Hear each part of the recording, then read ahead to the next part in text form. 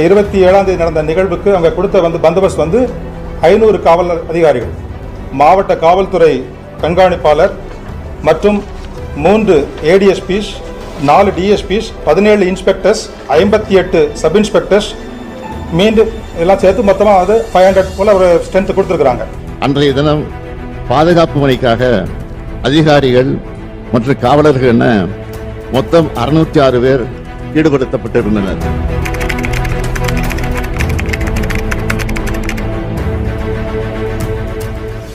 Road side Ambanis நேயர்கள் அனைவருக்கும் வணக்கத்தை தெரிவிச்சுக்கிறேன். சிபிஐக்கு விசாரணை கைமாறிடுச்சு. ஸோ இனிமேல் தமிழ்நாட்டில் இந்த கரூர் சம்பவம் பற்றி எல்லா விஷயமும், அதாவது இன்வெஸ்டிகேஷன் எல்லாமே பார்த்திங்கன்னா சிபிஐ தான் பண்ண போகிறாங்க. தமிழக அரசுக்கும் தமிழக அரசு அப்பாயின்மெண்ட் பண்ண அந்த எஸ்ஐடிக்கும் இந்த குழுக்கள் யாருக்குமே பார்த்திங்கன்னா இனிமேல் எந்த ஒரு அவகாசம் கிடையாது. அந்த கேஸை இதுக்கப்புறம் விசாரணை பண்ணுறதுக்கும் அதுக்கான வேலைகள் பண்ணுறதுக்கெல்லாம் எந்த ஒரு என்ன சொல்கிறது, இனிமேல் நம்ம அடுத்த ஸ்டெப் மூவ் பண்ணவே முடியாது. ஆனால் எல்லாத்தையும் எடுத்துகிட்டு வந்து சிபிஐ கிட்ட கொடுங்கன்னு சொல்லியாச்சு. ஸோ ஆரம்பத்தில் ஒரு வீடியோ கிளிப்பிங் போட்டிருப்பேன், பார்த்துருப்பீங்க. அதாவது முதலமைச்சர் இப்போ ஒன்று பேசுகிறாரு, நேற்று ஒன்று பேசுகிறாரு, நாளைக்கு வேறு ஒன்று பேசுவார் போல இருக்குது. ஒரு தமிழக முதலமைச்சர் இந்த மாதிரி மாற்றி மாற்றி பேசுகிறது எனக்கு தெரிஞ்சு தமிழ்நாட்டை இதுதான் இந்த ஒரு அரசாங்கம் மட்டும்தான் பண்ணும். அதில் எந்த மாற்றமும் கிடையாது. அதாவது இதில் எடுத்து சொல்ல வேண்டிய ஒரு முக்கியமான பாயிண்ட் ஒன்று இருக்குது.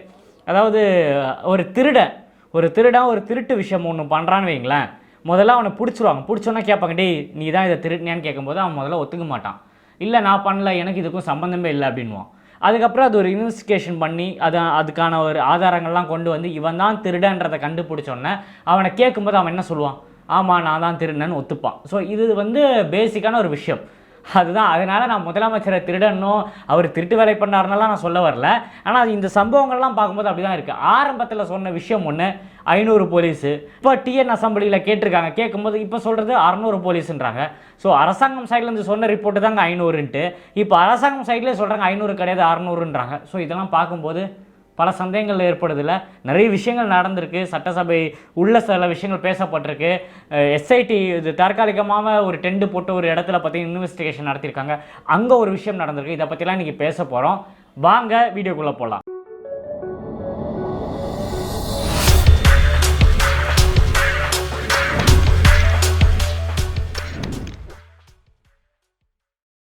ஸ்பெஷல் இன்வெஸ்டிகேஷன் டீம், அதாவது எஸ்ஐடி, தமிழக அரசு சைட்லேருந்து பார்த்தீங்கன்னா ஹைகோர்ட்லேருந்து ஒரு ஸ்பெஷல் டீம் அப்பாயின்மெண்ட் பண்ணியிருந்தாங்க. அவங்க பார்த்தீங்கன்னா இந்த கரூரில் ஒரு இடத்துல இந்த டென்ட் மாதிரி ஒரு இடத்த போட்டு ஒரு தனியாக ஒரு இடம் வச்சு ஸோ இந்த ரிப்போர்ட்ஸ் எல்லாம் சேகரிக்கிறது, இந்த விசாரணை பண்ணுறது, அந்த 41 வீட்டுக்கும் போய் அங்கே இருக்கிற விஷயங்கள், வீடியோ விஷுவல்ஸ் எல்லாமே எடுக்கிற வேலைகள் பார்த்துட்டு வந்துருக்காங்க. கிட்டத்தட்ட 8 நாளுக்கு மேலே நடந்திருக்கு நியூஸ் வந்தது. ஸோ அப்போ நிறைய விஷயங்கள் சேகரித்து வச்சுருந்தாங்க என்ன நடந்திருக்குன்ட்டு. ஸோ ஆரம்பத்துலேருந்து சொல்கிறதான் இந்த காவல்துறை சைட்லேருந்து பார்த்தீங்கன்னா அந்த டிஜிபி எல்லாருமே சொல்கிற விஷயம் என்னென்னா, நாங்கள் ஒரு 500 பேர் கிட்ட பார்த்தீங்கன்னா இதுக்காக வேலை செஞ்சுருக்கோம். அதாவது எதுக்குன்னா இந்த கரூரில் விஜய் அவர்கள் வரத்துக்கும் அந்த பரப்புரை நடத்துறதுக்கும் அது திரும்பி போகிற வழிக்கு பாதுகாப்புக்கு 500 போலீஸ் நாங்கள் அப்பாயின்மெண்ட் பண்ணியிருந்தோம்னு சொல்லி வச்சிருந்தார். இப்போ லேட்டஸ்ட்டாக பார்த்தீங்கன்னா சட்டசபைக்குள்ளே ஒரு மீட்டிங் ஒன்று நடந்திருக்கு. ஸோ அந்த மீட்டிங்கில் முதலமைச்சர் என்ன சொல்லியிருக்காரு, கிட்டத்தட்ட 600 போலீஸ் நாங்கள் அப்பாயின்மெண்ட் பண்ணியிருந்தோம். ஸோ இதில் யார் சொல்கிறது உண்மை? 2 பேருமே தமிழக அரசு சைட்லேருந்து தான் ரிப்போர்ட் பண்ணியிருக்காங்க, பல விஷயங்கள் பேசியிருக்காங்க. இதில் யார் சொல்கிறது உண்மை? இந்த விஷயத்தில் மட்டும் கிடையாதுங்க, பல விஷயங்கள் நடந்திருக்குன்னு சொல்லலாம். அதாவது நேற்று வந்த நியூஸ் நீங்கள் பார்த்துருப்பீங்க, அந்த தற்காலிகமாக போட்டிருந்த அந்த டென்ட் சொன்னல அந்த இடத்துக்கு பின்னாடி கிரவுண்டில் பார்த்தீங்கன்னா நிறைய விஷயங்கள் எரிஞ்சு கிடக்குது. அதாவது பழைய ஃபைல்ஸுன்றாங்க, அதெல்லாம் எரிச்சிருக்காங்க. அதில் ஒரு பென்ட்ரைவ் கூட இருக்குது, 32 GB. அதாவது இப்போ பேசிக்காக இந்த ஆதாரங்கள்லாம் சேகரித்து வச்சு அதெல்லாம் எரிக்கிறது, இந்த பழைய விஷயங்கள்லாம் எரிப்பாங்களாம் கேட்டால் நான் இது வரைக்கும் பார்த்தது கிடையாது. ஸோ அதில் பென்ட்ரைவும் எரிச்சிருக்காங்க போது மிகப்பெரிய சந்தேகம். அங்கே இருக்கிற லோக்கலில் இருக்கவங்க இதை கண்டுபிடிச்சு ஏதோ ஒன்று எரியுதுன்னு சொல்லி எடுத்துகிட்டு வந்திருக்காங்க.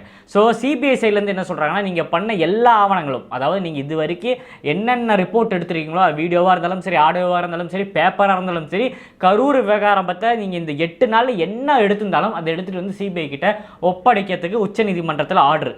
ஸோ அது கொடுக்க வேண்டிய பொறுப்பு அது. அந்த டேபிள், அந்த பொருட்கள் எல்லாமே வண்டியில் ஏற்றி அங்கேருந்து இடத்துலேருந்து எடுத்து மாற்றுறாங்க. அதாவது அந்த இடத்த இது பண்ணும்போது, அந்த டென்ட்டை வந்து க்ளோஸ் பண்ணும்போது எல்லா பொருளும் எடுத்துகிட்டு போகிறாங்க. அப்படி இருக்கும்போது பாதி இந்த பேப்பர், இந்த ஐட்டம்ஸ், இந்த பென்ட்ரைவெல்லாம் எரிக்க வேண்டிய அவசியம் என்ன? ஸோ இது ஒரு மிகப்பெரிய கேள்வியாக இருக்குது. அதே மாதிரி இந்த மீட்டிங்கில் டிஎன் அசம்பிளி மீட்டிங்கில் பார்த்தீங்கன்னா எதிர்க்கட்சி தலைவரான எடப்பாடி பழனிசாமியும் ஆளுங்கட்சியான திமுக அரசும் எல்லாருமே உள்ளே போகிறாங்க. போகும்போது பழனிசாமியை சேர்ந்த டீமில் இருக்க எல்லாருமே கையில் பார்த்தீங்கன்னா ஒரு பேண்டு கட்டியிருக்காங்க, கருப்பு கலர் பேண்டு. ஸோ இது கட்டி உள்ளே போனோன்னே அந்த சபாநாயகர், அதான் அங்கே இருக்கிற மெயினான ஆள், அவர் ஆக்சுவலாக அந்த மாதிரிலாம் பேசவே கூடாது. அது இந்த நேரத்தில் நமக்கும் அதில் ஒரு எதிர்ப்பு இருக்குது. பார்த்தோன்னே அவர் கேட்குறாரு, என்ன பழனிசாமி கூட இருக்கிற எல்லாருக்குமே பிபி பேஷண்ட்ஸ் ஆகிட்டிங்களா, இல்லை என்ன பிரச்சனை உங்களுக்கு, எல்லாருமே பேஷண்ட்டாக இருக்கீங்களா, இந்த கருப்பு பேண்ட் வச்சுருக்கீங்களேன்னு சொல்லி கலாய்கிறாரு. ஸோ யோசிச்சு பாருங்கள், ஒரு சட்டசபையோட மீட்டிங்கில் இந்த மாதிரி ஒரு கேள்வி எழுப்புறாங்க. ஸோ இது மெயினாக எல்லா மீடியாவும் நீங்கள் பார்த்துருப்பீங்க. எப்போவுமே பேசிக்காக இந்த மீட்டிங் கூட்டும் போதெல்லாம் இந்த ஆளுங்கட்சி என்னென்ன தவறுகள் பண்ணியிருக்காங்க, என்னென்ன பேச வேண்டியது இருக்குன்றது இந்த எதிர்கட்சியில் இருக்கவங்கெல்லாம் பார்த்தீங்கன்னா குற்றம் வைப்பாங்க. இது சரியில்லை, இது தப்பாக பண்ணிட்டாங்க, இது ஏன் பண்ணலை, இதுக்கான நிறைய நதிமுறைகள் என்ன, இந்த மாதிரி நிறைய விஷயங்கள் பார்த்தீங்கன்னா எதிர்கட்சிகள் பேசுவாங்க மீட்டிங்கில். இதுதான் இத்தனை வருஷமாக நடந்திருக்கு. நான் இந்த சட்டசபை மீட்டிங்கில் என்ன நடந்திருக்கு தெரியுமா? எடுத்தோன்னே முதலமைச்சர் ஸ்டாலின் அவர்கள் பேசுகிறார். அது லைவாக போயிருந்து எல்லாருமே பார்த்துருப்பீங்க. ஸோ விஜய் அண்ணன் பார்த்தீங்கன்னா அரசியலை பற்றி எதுவுமே பேசலை. இது வரைக்கும் இந்த கரூர் விவகாரம் பற்றி ஒரு வீடியோ ஒன்று போட்டிருக்காரு, நீதி வெல்லும்னு சொல்லி ஒரு ட்வீட் போட்டிருக்காரு. அதை தவிர வேறு என்ன போட்டிருக்காரு? ஸோ இதில் ஒரு மிகப்பெரிய எடுத்துக்காட்டு என்னென்னா, நம்மெல்லாம் கற்றுக்க வேண்டிய விஷயம் அமைதி. அமைதி தான் இருக்கிறதுல மிகப்பெரிய டூல். விஜய் அண்ணா இது வரைக்கும் அமைதியாக இருந்தே பார்த்தீங்கன்னா தமிழக அரசியலில் அவரை பற்றி தான் பேசிகிட்டு இருக்காங்க. சட்டசபைக்குள்ளேயும் பார்த்தீங்கன்னா அவரை பற்றி தான் பேசிகிட்டு இருக்காங்க. ஸோ விஜய் அண்ணன் சார்பாகவும் தமிழக வெற்றிகரம் சார்பாகவும் பார்த்தீங்கன்னா யாருமே அதுக்குள்ளே போகல. ஸோ எல்லாமே யார் இருந்திருக்காங்கன்னா அதிமுகவை சேர்ந்தவர்களும் திமுகவை சேர்ந்தவர்கள் தான் உள்ளே இருந்திருக்காங்க. பழனிசாமி அவரோட கருத்துக்கள்லாம் வெளியே வந்து அப்புறம் ப்ரெஸ் மீட் கொடுத்துருந்தாரு. ஆனால் உள்ளே என்ன பேசினாருன்றதை வரல. காரணம் என்னென்னா, அவர் பேச ஆரம்பித்தோன்னே லைவை கட் பண்ணிட்டாங்க.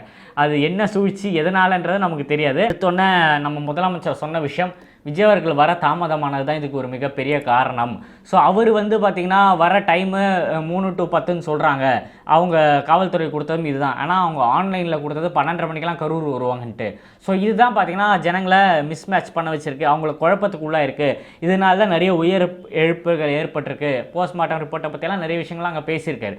ஆனால் பழனிசாமி வெளியே வந்து சொன்ன விஷயங்கள், அவங்க என்னவா வேணால் இருக்கட்டும்ங்க, 12:30 மணி போட்டிருக்காங்களா ஆன்லைனில், ஆனால் காவல்துறைக்கு அவங்க என்ன ரிப்போர்ட் கொடுத்துருக்காங்க, அவங்ககிட்ட உளவுத்துறை இல்லையா?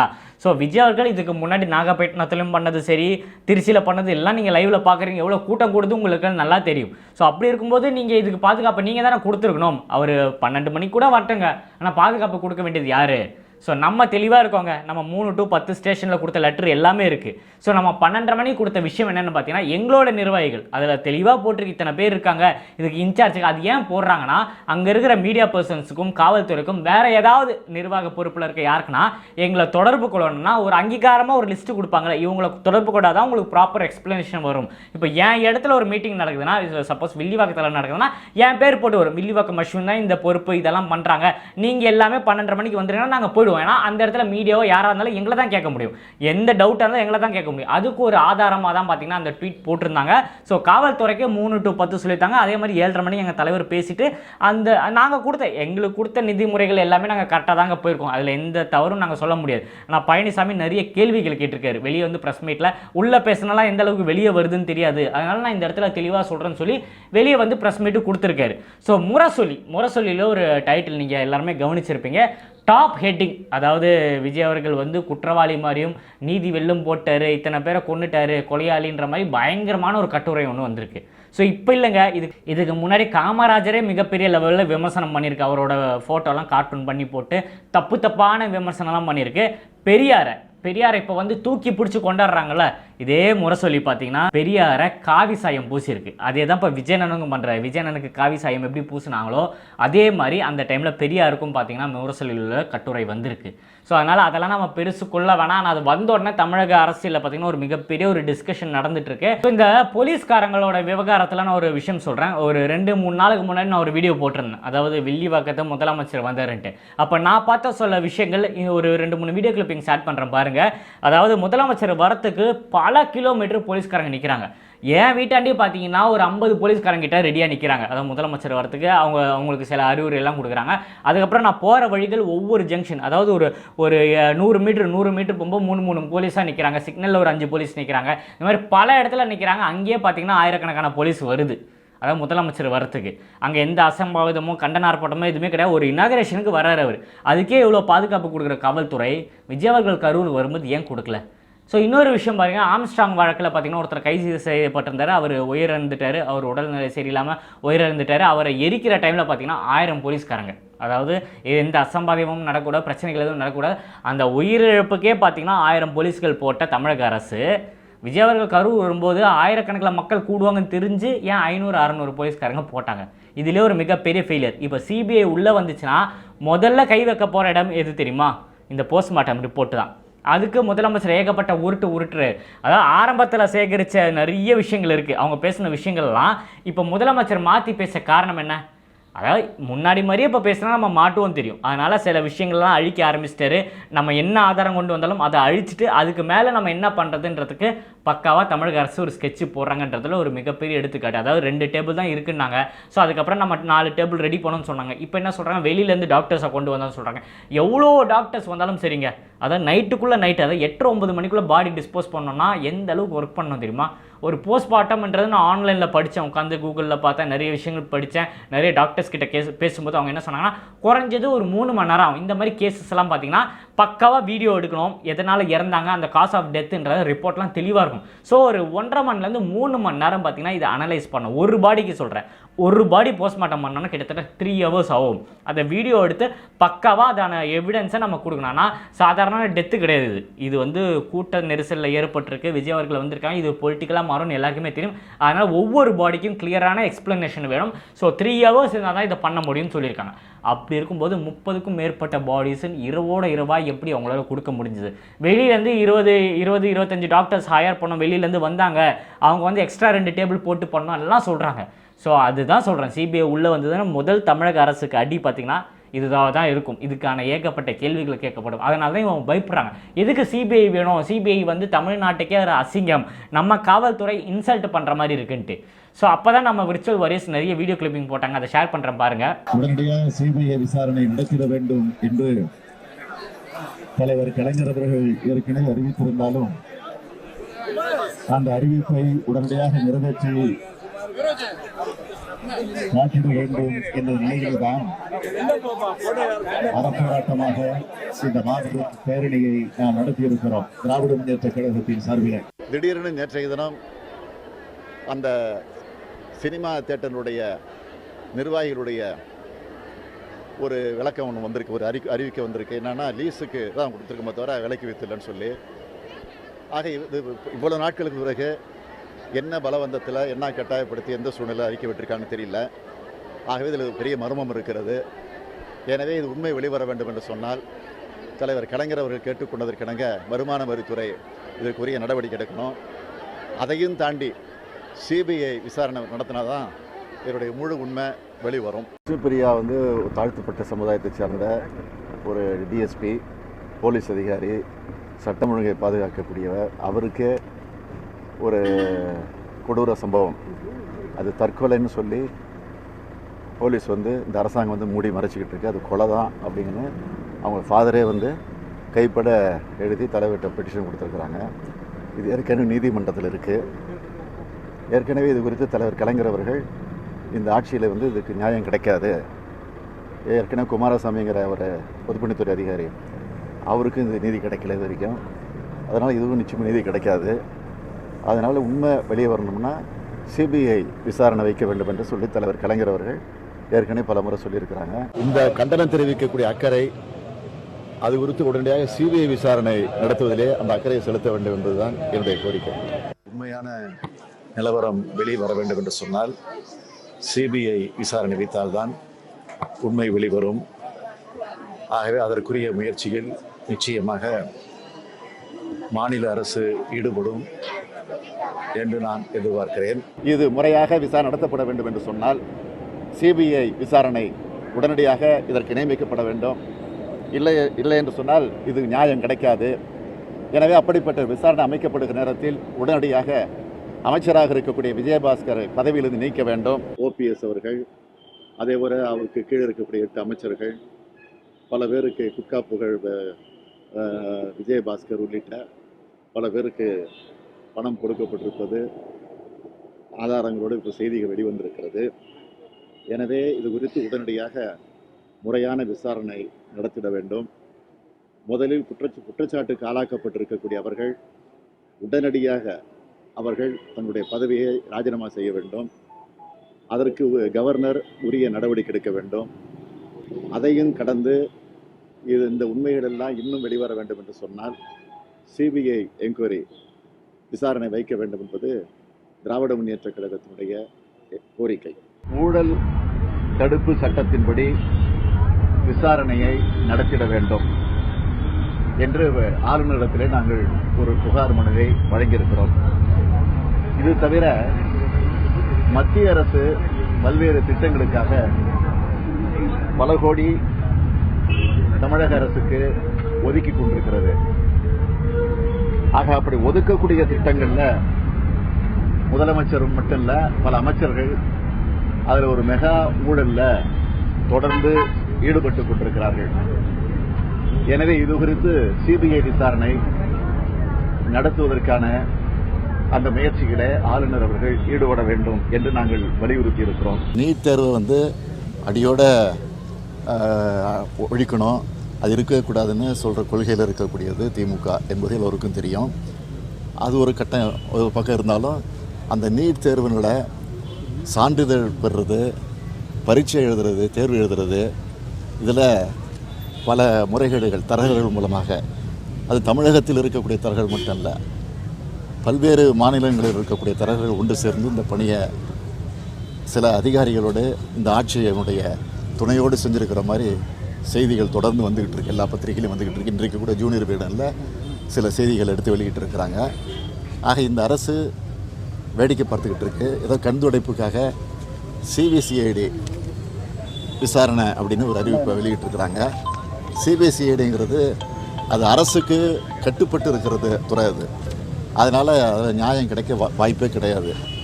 ஆக இது சிபிஐ விசாரணை நடத்தினால்தான் இது நம்முடைய மாநிலத்தில் இருக்கக்கூடிய தரகர்கள் மட்டும் இல்லை, மற்ற மாநிலங்களில் இருக்கக்கூடிய தரகர்களும் இதில் ஈடுபட்டிருக்கிறாங்க. ஆக உள்ளபடியே இது நியாயம் கிடைக்கணும்னா சிபிஐ விசாரணை நடத்தினால்தான் உண்மை வெளிவரும். பல வருஷமாக திமுக அரசு சிபிஐ விசாரணை வேணும்னு கேட்டிருக்காங்க. அப்போ இவங்க எதிர்க்கட்சியாக இருக்கும்போது இவங்களுக்கு தெரியலையா சிபிஐ விசாரணை தமிழ்நாட்டு காவல்துறை அசிங்கப்படுத்துன்ட்டு? இப்போ மட்டும் ஏன் அவங்களுக்கு வந்தது? ஸோ நிஜமாலே சொல்கிறேன், திக்குமுக்கு ஆடி போயிருக்காங்க, மிகப்பெரிய குழப்பத்தில் இருக்காங்க, என்ன பண்ணுறது தெரியாமல் இருக்காங்க. விஜய் அவர்கள் நீதி வெல்லுன்னு போட்டு சைலண்டாக இருக்கார். அவர் வேறு எதுவுமே பேசலை. அவர் எதுவுமே பேசாமலே திமுக அரசு இவ்வளோ பயப்படுறாங்க, இவ்வளோ திக்குமுக்கு ஆடுறாங்க. ஸோ எங்கள் அண்ணன் வெளியே இன்னும் நிறைய விஷயங்கள் பேச ஆரம்பிச்சாருன்னா இந்த மூஞ்சி எங்கே எத்தனை போய் வைப்பாங்கன்னே தெரியல. அதே மாதிரி சாதாரண மக்களுக்கு புரிகிற மாதிரி ஒரே ஒரு பாயிண்ட் சொல்கிறேன். இதை பற்றி நீங்கள் கண்டிப்பாக கருத்துக்கள் எல்லாம் எனக்கு மெசேஜ்லையும் கீழே கமெண்ட்ஸில் தெரியப்படுத்துங்க. என்னென்னு பார்த்தீங்கன்னா, நமக்கு இந்த 23 நிபந்தனைகள் கொடுத்தாங்க தெரியுமா? 2-3 இடத்துல 21, 23, 25 இந்த மாதிரி ஏகப்பட்ட கண்டிஷன்ஸு தமிழக வெற்றி கழகத்துக்கு கொடுத்தாங்க இந்த சுற்றுப்பயணத்துக்கு. அப்போ அதில் எல்லா பாயிண்ட்லேயும் அவங்க மெயின் பாயிண்ட்டாக ஒன்று சொன்னாங்க, எல்லாருக்குமே தெரியும்னு நினைக்கிறேன், நான் கூட வீடியோ பண்ணி போட்டிருந்தேன். அதாவது எந்த அசம்பாவிதம் நடந்தாலும், எந்த பிரச்சனைகள் நடந்தாலும், ஏதாவது ஒரு இஷ்யூ நடந்ததுன்னா இமீடியட்டாக காவல்துறைக்கு எல்லா அதிகாரமும் இருக்குது. எதுக்கு தெரியுமா? விஜயண்ணனோட அந்த பிரச்சாரத்தை ரத்து பண்ணுறதுக்கு. அவர் பேசும்போது நடுவில் கட் பண்ணலாம், அவரை வரவிடாமல் அந்த நிகழ்ச்சியை கூட ரத்து பண்ணுறதுக்கு எல்லா உரிமையும் இருக்குது. ஆரம்பத்திலே பார்த்தீங்கன்னா பெரம்பலூர் போகும்போது லேட் ஆகிடுச்சு, இரவு நேரம் ஆகிடுச்சு, விஜய் அவர்கள் வரக்கூடாதுன்னு சொல்லி அந்த ஈவெண்ட்டை ரத்து பண்ணாங்க. ஸோ அங்கே பெருசாக இந்த மாதிரி கரூரில் இருந்த கூட்டமெல்லாம் இல்லை, நார்மலான கூட்டங்கள் இருந்தது. ஸோ நைட்டு 12 மணிக்கு மேலே நீங்கள் போனால் நல்லா இருக்கான்னு சொல்லி ரத்து பண்ணிட்டாங்க. விஜயன் அதே மாதிரி அவங்க சொன்னதை கேட்டு ரிட்டர்ன் போயிட்டார். அதுக்கான ஒரு விளக்கமும் அவர் கொடுத்துருந்தார், கூடிய விரைவில் பெரம்பலூர் வரேன்னு சொல்லியிருந்தார். ஸோ அதே காவல்துறை ஏன் கரூருக்கு கொடுக்கல? கரூருக்கு வரத்துக்கு முன்னாடியே தெரியும். அதாவது நாமக்கல்லேருந்து அவர் கிளம்பும் போதே லைவ் ஸ்டார்ட் ஆகிடுச்சு, ரோட்டில் என்ன கூட்டம் இருக்குன்னு தெரியும், இங்கே எவ்வளோ கூட்டம் இருக்குன்றது தெரியும், உளவுத்துறை ரிப்போர்ட் வந்திருக்கு, எல்லாமே தெரிஞ்சும் விஜய் என்னென்னா கரூரில் விட்டது காவல்துறை. அப்போ அவர் ஏன் ரத்து பண்ணலை? காவல்துறை சொல்லியிருக்கலாம்ல, கூட்டம் அதிகமாக இருக்குது சார், நீங்கள் வந்தால் இங்கே ஸ்டாம்பேட் நடந்துடும், கூட்ட நெரிசலில் நிறைய பேர் உயிர் இழப்பு ஏற்படலாம், அதனால் நீங்கள் திரும்பி போங்கன்னு சொல்லியிருந்தா இம்மீடியட்டாக நம்ம திரும்பி போயிருப்போம். ஏன் பெரம்பலூரில் பண்ணது ஏன் கரூரில் எங்களுக்கு பண்ண தெரியாதா? ஸோ நாங்கள் திரும்பி போயிருப்போம். ஏன் எங்களை உள்ளே விட்டீங்க? ஸோ ஃபஸ்ட்டு ஃபெயிலியர் யார்கிட்ட இருக்குது? காவல்துறை கிட்ட. அவங்க சொல்லியிருந்தால் நம்ம திரும்பி போயிருப்போம். நாங்கள் உள்ளே வந்ததுக்கு அப்புறமா அவங்க நினச்சிட்டாங்க, ஓகே விஜய் உள்ளே போட்டோம், கண்டிப்பாக பிரச்சனைக்காகும், அந்த பிரச்சனைக்கு அப்புறம் பேசலாம், ஆனால் பிரச்சனை பண்ணணும் தானே எங்களை அவங்க உள்ளே விட்டது. ஸோ இது ஏன் ரத்து பண்ணல? இவ்வளோ இஷ்யூஸ் நடக்குது, அங்கே ஏகப்பட்ட பேர், அதாவது தண்ணி கொடுக்கலான்றாங்க, தண்ணி கொடுக்குறது எங்களாலே உள்ளே போக முடியல. நீங்கள் ஆரம்பத்தில் நான் வீடியோ அன்னைக்கு கரூர்லேயே காலையில் நான் வீடியோ போட்டிருப்பேன், சின்ன யானையில் நம்ம தோழர்கள் எல்லாமே தண்ணி கொடுக்குறது. ஸோ அவங்களாலே உள்ளே போக முடியல. போலீஸ்காரங்க யாருமே கிடையாது. அந்த டாப் ஆங்கிள் வியூவில் பாருங்கள், தடியடி நடத்துகிற இடத்துல மட்டும்தான் போலீஸ்காரங்க இருந்தாங்களே தவிர மீது எந்த இடத்துல, இந்த 600 போலீஸ் சொல்கிறாங்க, அந்த 600 போலீஸ் எங்கே இருந்தாங்க? பேரிகார்டை போட்டு விஜய் அவர்கள் உள்ளே வந்த அப்புறம் எல்லாம் வெளியே போயிட்டாங்க. ஸோ விஜய் அவர்கள் உள்ளே வந்து நிற்கிறாரு, பேசும்போது வெறும் பொதுமக்களும் சாதாரண ஜனங்களும் தோழர்களும் மட்டும்தான் அங்கே இருந்தாங்களே தவிர வேறு யாருமே காணோம். ஸோ முன்னாடியே அந்த ஈவெண்ட்டை ரத்து பண்ணியிருந்தா இந்த விஷயம் நடந்திருக்காது. ஸோ இதுக்கான கருத்துக்கள் என்னன்றதை நீங்கள் கமெண்ட்டில் தெரியப்படுத்துங்க. நிறைய பேர் என்னோட இன்ஸ்டாகிராம் ஐடி கேட்டீங்க, வில்லிவாக்கம் ஜி அஸ்வின், அதுதான் என்னோட இன்ஸ்டாகிராம் ப்ரொஃபைல். ஸ்க்ரீனில் கூட காட்டுறேன், நீங்கள் ஃபாலோ பண்ணிக்கோங்க. அதே மாதிரி நிறைய பேர் சப்ஸ்கிரைப் பண்ணாமல் நம்ம சேனலில் பார்த்துட்டு இருக்கீங்க. கீழே பார்த்தீங்கன்னா ரெட் கலரில் ஒரு பட்டன் இருக்கும், கிளிக் பண்ணி சப்ஸ்கிரைப் பண்ணிக்கோங்க. பக்கத்தில் பெல் பட்டன் இருக்கும், கிளிக் பண்ணுங்கள். அப்போ தான் நான் போடுற வீடியோ உடனே நோட்டிஃபிகேஷன் வரும். இன்னும் தலைவர் தளபதியை பற்றியும் தமிழக வெற்றியை பற்றியும் உயிர் உள்ளவரே பேசிகிட்டே இருப்பேன். இப்போ நான் பேசின விஷயங்கள்லாம் உங்களுக்கு புரிஞ்சிருக்கும்னு இருக்கேன். சட்டப்பேரவையில் நடந்த இந்த அவமானமான விஷயமும் திமுக அரசுக்கு அவங்க சப்போர்ட் பண்ணுற விஷயத்தை பற்றிலாம் நீங்கள் என்ன நினைக்கிறீங்கன்றதை மறக்காமல் கமெண்ட்ல என் கூட ஷேர் பண்ணுங்கள். இன்னும் நிறைய வீடியோஸ் சந்திப்போங்க. ஸ்டார்டா டேக்கர் பாபாய், நான் உங்கள் ஏஜே.